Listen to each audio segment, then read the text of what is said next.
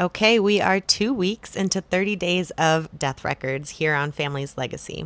Thanks for joining me today to talk about burial registers on day 14. Continuing with the mystery of what happened to Charles first, I contacted Graceland Cemetery after learning that he was likely buried there. They responded the next day and graciously sent me what they had on file for him, including this burial register, confirming the find a grave information that had tipped me off in the first place. This is a pretty typical burial register with the name of the deceased, the date of their death and interment, as well as the location of their grave within the cemetery. But this register also shows us that instead of being buried in a family plot or next to any family at all, he was buried alone in a plot of single graves at Graceland.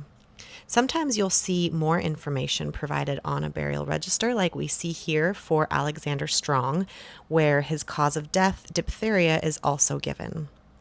Though it's not written here on the register, Graceland did know how Charles first died at the age of 32 in Chicago on July 7th, 1893.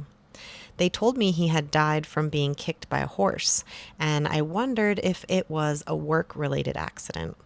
In the death index that I'd found for him, he was recorded as a teamster, in charge of delivering goods throughout the city on a horse-drawn wagon. This was a notoriously physically demanding job for poor pay under poor working conditions. I was still left to wonder, though, what happened between he and my third great-grandma Rose that would have caused them to live separately after just a year of marriage? And why wasn't her name on any of his burial records? According to the grave receipt that Graceland sent me, Charles paid the $20 for his grave. Despite so many clues that Graceland had given me to research, I knew what record I wanted to search for next.